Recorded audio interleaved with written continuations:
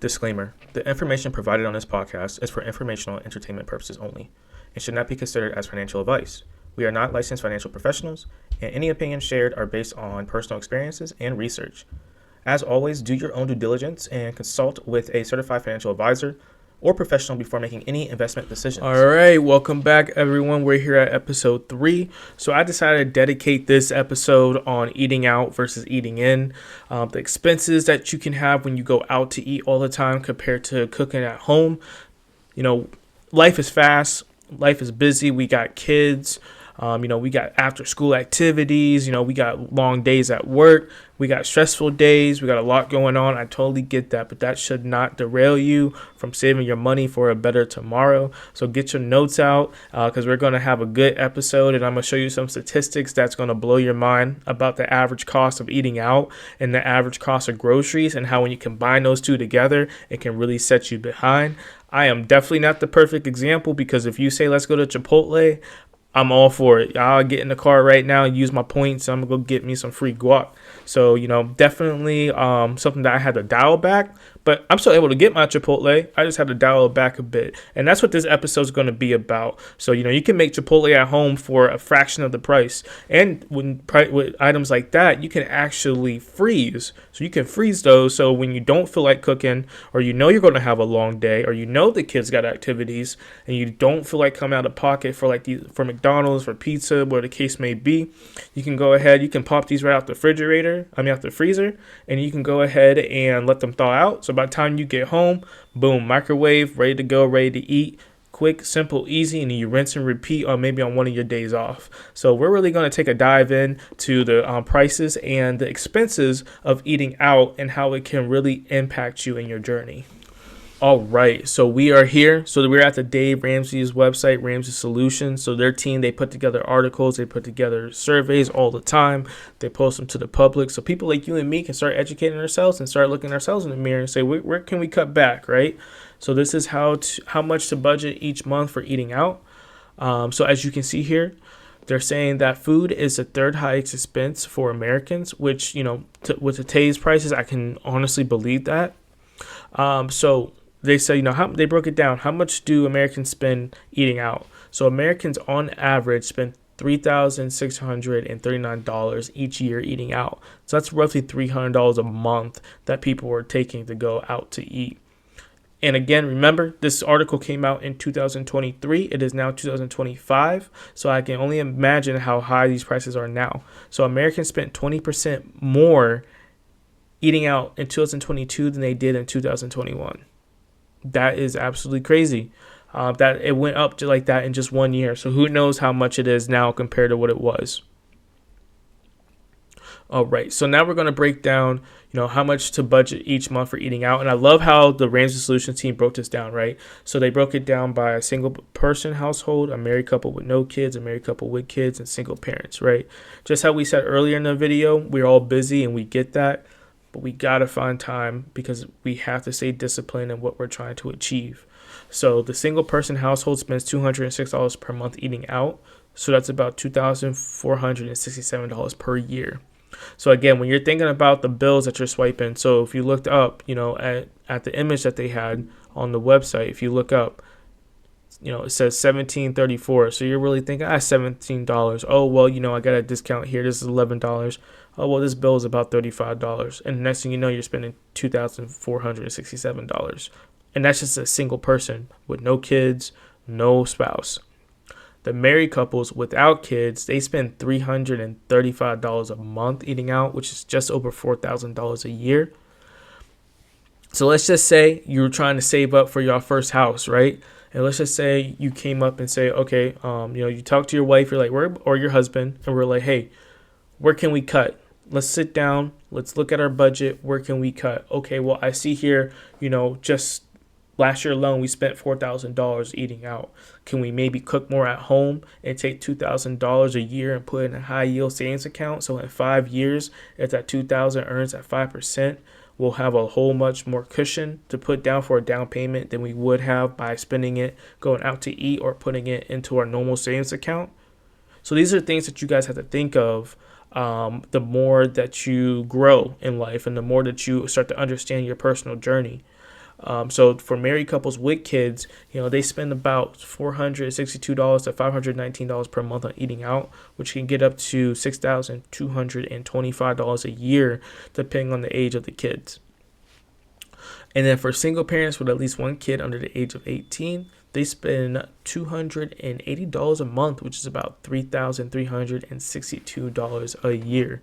So again, now we have these statistics, now we have these facts.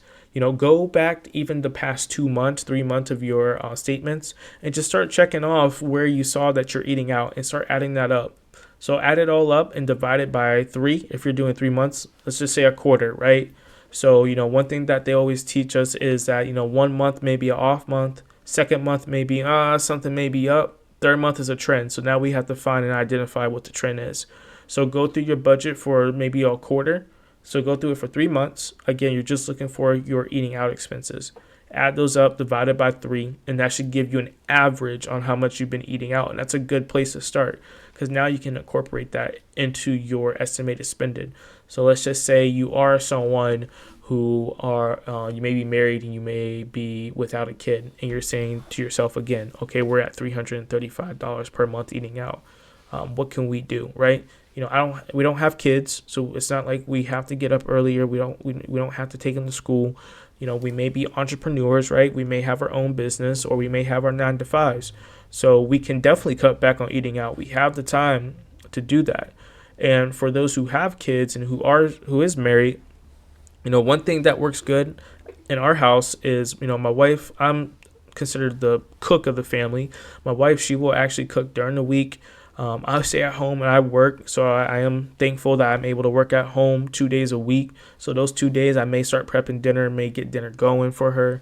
And then on Sundays, we're probably doing like some type of soup or something that we can freeze. And we have that for the week just in case we don't cook the night before or we need something for lunch to go to work.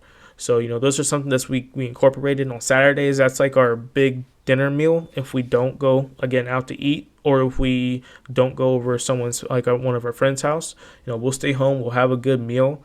That's where we'll probably maybe we'll do like some steak and mac and cheese or something like that, and some broccoli. Like, it's still, or some Alfredo, whatever the case is. It's more of a home-cooked meal from scratch on our Saturdays if we don't go out to eat or if we don't go over to our friend's house.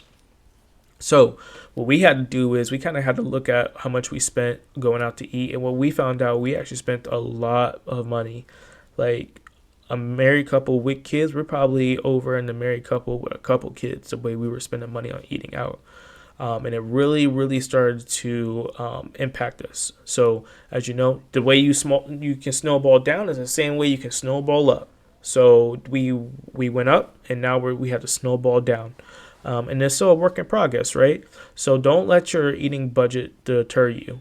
So with our diet, I would say we eat pretty healthy.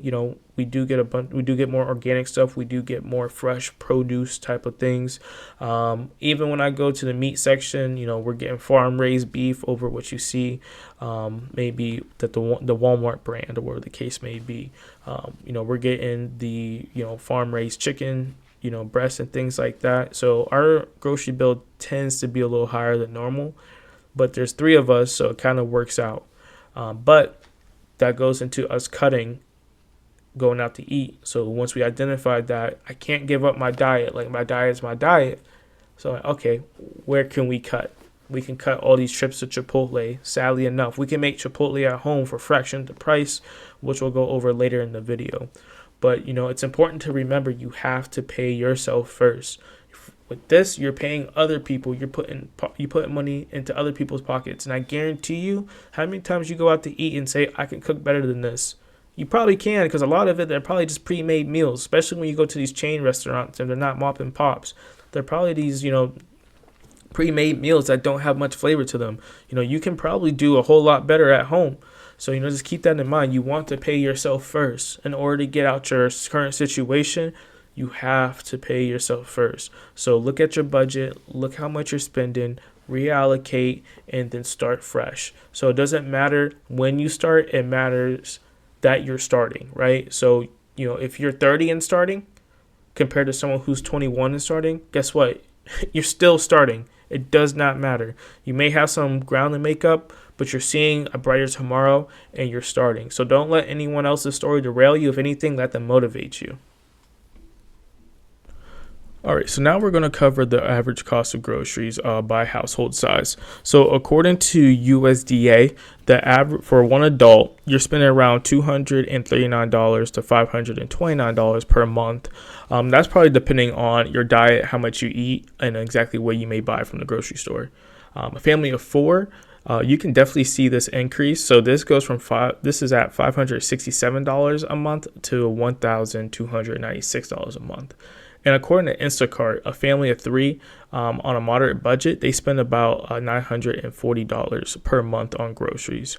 So as we can see here, the prices of groceries are going to keep increasing, and the price of going out to eat is going to keep increasing as well. So that's why you need to find a way to cut something in your budget for you to have more wiggle room throughout the month. Now, for me personally, I'm a big advocate of having a healthier diet. So I will spend extra money at the grocery store to get the fresher produce like I mentioned earlier. So I'm all for making sure that you have a healthier diet, getting fresh foods when you can. Again, I know every situation is a little different, but just keep in mind that if we just tweak a couple things in our budget, then we can free up money to put somewhere else. So that's what we're going to kind of cover here today as we continue going down this video. But let's just say, for example, a family of four. So I kind of want to focus on the family of four.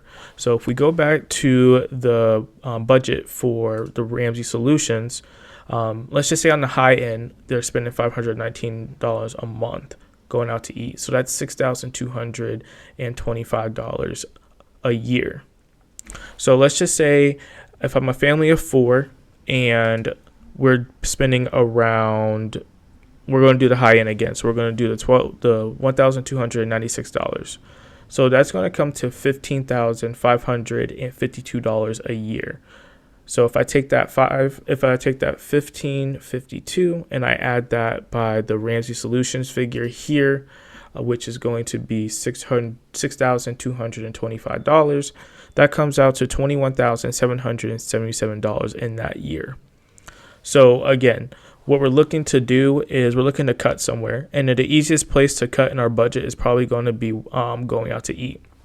Now, on paper, it may be easy, but again, in order to have this process work, you have to have those habits. So you have to develop those habits in order to stay home and cook at home. So you have to find a routine throughout the week.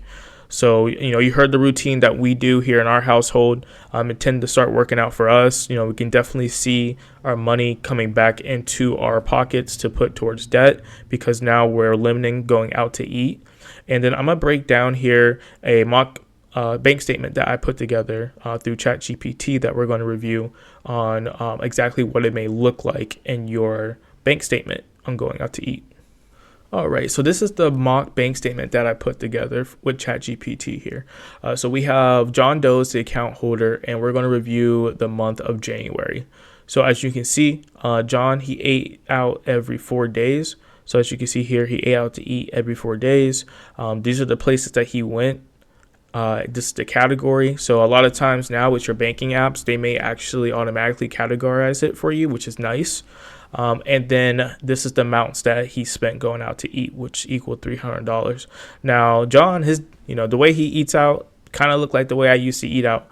Me and John got a lot of common when it comes to the type of food that we like. So it's like, where can we cut back though? Can I still eat out? Can I still, eat good while cutting back? Sure, you can. And this is how he's going to do it. So if you look here, he has $300 that he's eating out. So let's just say John decides instead of going every 4 days, let's just do every 8 days. And let's just cut it by half. Let's just cut it to $150 going out to eat. I'm going to set my budget $150. That's what I'm spending going out to eat. So what is that going to look like? Let's just say if I take that 150 and let me start putting it in a high yield savings account so I can start saving and compounding money for maybe a down payment on a house. Maybe I'm getting my first apartment, want to furnish it in full, and maybe I don't want to take out debt on my credit cards or a loan. Maybe I'm looking for an investment opportunity. So let's just say this is going to be a 5-year plan. Let's just say I want to, in 5 years, let's see what it looks like. So if you head here to NerdWallet, they actually have a compounding calculator that you can fill out just to give you an estimate. Again, these are all estimates. We can never really time the market. We can't time the future, right? So let's just say on average, a lot of high yield savings accounts have about a 4% return. So let's just say his initial investment's 150 because he decides to take 150 and starts putting it into this high yield savings account. He started with zero. Let's just say he did it for 5 years. So his plan's a 5-year plan at 4%, and it compounds monthly. And every month he's putting in $150. This actually will get him to about $10,128 in 5 years. So again, he went from $0 to $10,000 to over $10,000 in a 5-year period. So that's the power that compounding has, right? So don't let it compound in a negative way to where you're paying other people. Pay yourself and let your money grow, and you can definitely see the difference in a couple years time. So let's just say he decides, maybe I want to go into the stock market. Like maybe I want to just start in the stock market. And let's just say we put in a 8% return. We're just going lowball at 8%. Now he's at over $11,000. And as you can see, in 2027, he had total interest paid out to him into his accounts for $315.91. In 3 years' time, that grew to $2,095.01. And that's just the power of compound interest and the potential it can have on your investments. So this is why it's important to take a look and see if I can maybe cut out eating out by half, because I can still go have fun. I can still go out to eat with my friends. And let's just say maybe if I want to do something, maybe I don't go out to eat. Maybe I invite them over for like a potluck. Maybe we'll have a theme night. That's something that our friend group does. So here and there. And it does tend to save money because instead of going out to eat for the 3 of us, we can just make one big dish and we can still save money. So again, this is the power that just having that mindset to reallocate and just to be disciplined. This is the power that it can have. So again, he started from nothing. And if he had an annual return of 8%, he's up to $11,245 in just 5 years. All right, so we just broke down John Doe and what he can do if he's cut going out to eat in half, and maybe he goes out every 8 days, right? So we saw the potential his dollars have if he starts putting them in the right place, right? Instead of giving them to other people for them to make money. So now we're going to go over some statistics here real quick on the increased prices in food. So according to USDA, grocery prices for at-home food prices increased by 1.2% in 2024 compared to 2023. So this is marking a slower rate in previous years, but you also have to account for COVID and what we went through economically. So overall, food prices increased by 2.3%. But check this out, right? So food away from home. So this is like going out to eat, going to your fast food places. We saw an increase of 4.1%. So again, this is why we need to start putting money in the proper places. So again, John Doe cut his spending in half, and he was able to earn 4% instead of tacking on an additional 4%. So now he's 4% ahead of the curve rather than paying 4% extra for maybe his cheeseburgers and things of that nature. So as you can see here, the biggest prices increases were eggs at 8.5. We have beef at 5.4, and we have sugar and sweets at 3.0. So these prices, they're always going to go up. Prices don't come down. Historically, once inflation hits, that's what it's going to be. You don't really see prices of items come down. So that's why it's important to put your money into a account that can earn at a higher rate, right? So again, John put his money into an account that earns 4% instead of tacking on an additional 4%. Let's talk about the average American and what they spend at work and then work cafe. So as you can see here, the average American spends $16 anytime they go to work and they head to their cafe for lunch. So that's $16 per meal. So let's just take this into account, right? Let's just say someone does this maybe 3 times a week. So let's just say you did 3 times a week. So 16 times 3 is at 48. And then you times the 48 by 4. So in a month, someone can spend up to $192 a month on going out to eat just at work. So that's just you going to work, going to your break, heading to the cafe, and dropping $16. So now what can we do to save some more money, right? So one thing you can do is how I mentioned earlier in the video. So what we do in our household is we'll actually freeze the food. So, sometimes I'll go to work and I may get a salad, and my salad may be, $3, $4 because the way it's weighed, right? So I don't remember the exact amount on how much we spend per pound, but usually my salad would come out to about $3 to $4. So one thing we tend to do is, again, we'll freeze some meals, or we may even make sure we cook on a Sunday night, so that way we have lunch for the next day. So our main goal is whatever leftovers we have, that's going into our lunch box that we can take to work the next day.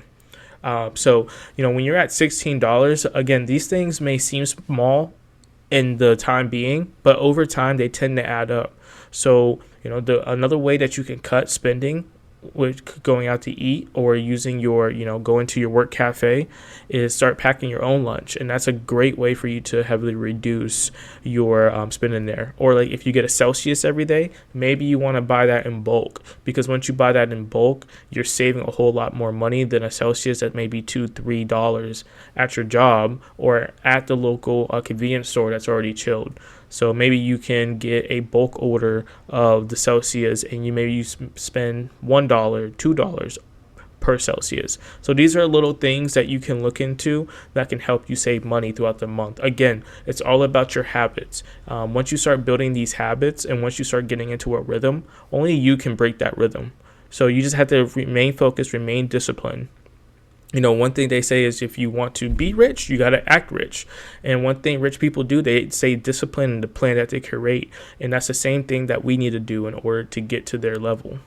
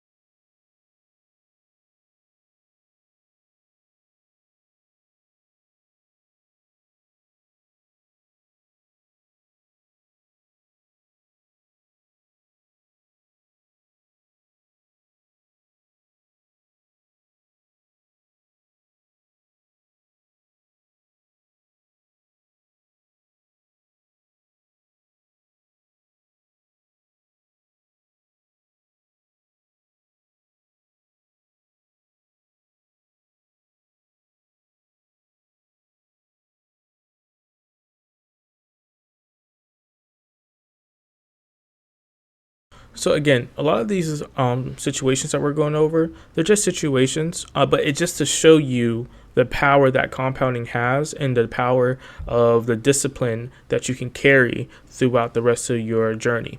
So the reason why I decided to put these together is just to show you what the potential can be. And remember, it's just a potential. We don't know the future. There's a lot of things in the world that happens that can impact the economy.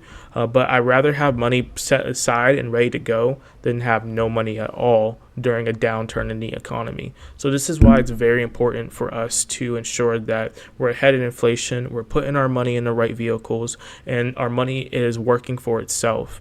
So in order to do that, I feel like one of the easiest ways is to look at how much you're spending going out to eat and seeing how much we can cut. So you can still go out to eat, like you can still have fun. Like I feel like I still go out to eat. I still have fun with my friends. I just have to dial it back. But dialing it back, I am starting to see the money compound stronger, and I am starting to see a faster growing rate in my own personal returns. So I know it's true and I know it can work, and just by tweaking your budget just a little bit can go a long way. So before we go into our last exercise for today's episode, I just have a couple recommendations that I would like to provide that helped me along my way. One, if you have those delivery services apps, just delete them. Delete the temptation. So that way, if you do want to go out to eat or if you do want to stop to get food, then you can stop on your way home from work before you get to the house. Again, you want to try to limit that and you want to try to stay disciplined. Another item is, cook some larger meals. So, cook something that can last a couple of days in the refrigerator or something you can freeze. So it may be like soups or roast, spaghetti, Alfredo, have something that you can cook quick during the week. And if you want something bigger on the weekend, instead of going out to eat, maybe go to the store and get what you want for that nice dinner for the weekend. And then on your Sundays, make it a habit to at least try to make something or try to thaw something out so that way you can be good to go to start your next work week. And another thing is during your work week, take your dinners, pack them up at night and put them in the refrigerator that you can take to work the next day. These are little things that can go a long way in your wealth building journey and in order to start making money and putting money to a side. So these are just small tips that I recommend that worked well for me. I still go out to eat. As you heard in the video, I still get lunch at work. I just have a different behavior behind it. So I'm not going out as much and I'm not spending as much as well. If you do decide to use these apps, they do have reward programs in place. Like I know McDonald's has a pretty good rewards program. These are things that you can use as well. You can get the deals, but again, you want to at least head to go pick it up because you can see the amount of money you spend just by trying to have it delivered to your house on top of a tip. All right, so for the last exercise of the day, we're going to go ahead and we're going to break down a budget that I created for a couple who may be mid into their career or deep into their career, may have like a family of 4. So they have 2 kids. So I put this together to try to give a more realistic example that we tend to see on average. So for the mortgage, it looks like the mortgage they owe left is $290,000. They do pay $425 in utilities between electric, water, and trash. Car payment is $700 a month between the two of them, and they owe a total of $35,000.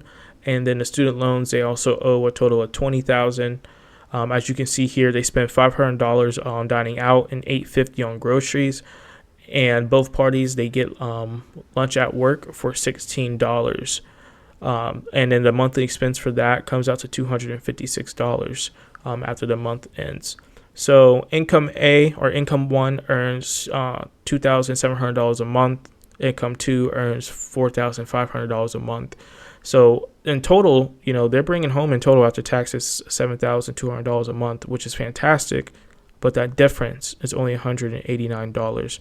So after they pay and account for everything here, they only have $189. And keep in mind, they're still trying to save. They still have the kiddos who may be in some type of school activities or after school programs or sports, and that costs money. So what can we do? What can we look at to try to reallocate our funds here and try to have more in our wallets month after month, which I broke it down here in this next tab. So I'll go ahead, and this is what we changed. So they were paying Hulu for almost $20 a month. So they actually dropped that down without ads. So they were looking at their expenses and say, okay, well, we got a game plan for what we're going to do for our food, dining, entertainment. What else can we cut? And that's when they saw that maybe we can go without ads on our Hulu to save even $10 a month. Again, that $10 a month goes a long way depending on where you're putting your money. So you can put that $10 into stocks. You can put that $10 into your high yield savings account. You can put that $10 towards your debt. All in all, it tends to add up over time. Then what they went to do, so they still kept the groceries at $8.50. Again, I'm a big person on sticking to my diet, so I just have to account for that, and I have to just work around that, and that's what they're doing here. They're still going to keep their same diet, so they're $8.50, but they cut their spending going out to eat to $2.50, and now instead of getting lunch twice a week, they get lunch once a week. So now the food and entertainment comes to $1,100. While the work cafe dropped to $128. So everything stays the same. And now they have a difference of $576. So between what they had beforehand and then going through their budget, each item, and knocking down some purchases and some spending, they freed up $387. So again, this is why we need to sit down, we need to reallocate, and we always need to update our budget. This is the power of discipline. This is what the power of your budget can have for you, and this is just your stepping stone. So again, this is just the beginner phase of what we're doing here. So it's just to give you a visualization of, okay, well, I don't have money, I don't have this, I don't have that.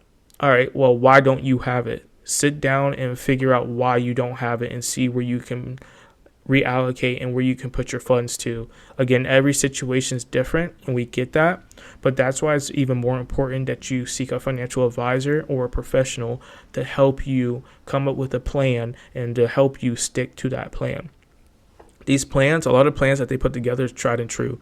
There's a lot of people around that have funds that you would never even think of on a day-to-day. It's because of their discipline. It's not because they're smarter than you.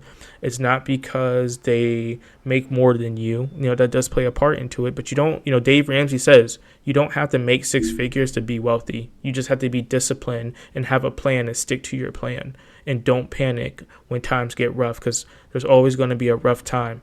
You just have to reallocate, refocus yourself, lock back in, and then continue your plan that you have in place for the next 5, 10, 20, 30, so on years.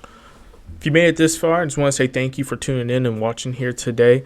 Again, these are just tips that I decided to come up with. These are some experiences that I even faced in my lifetime.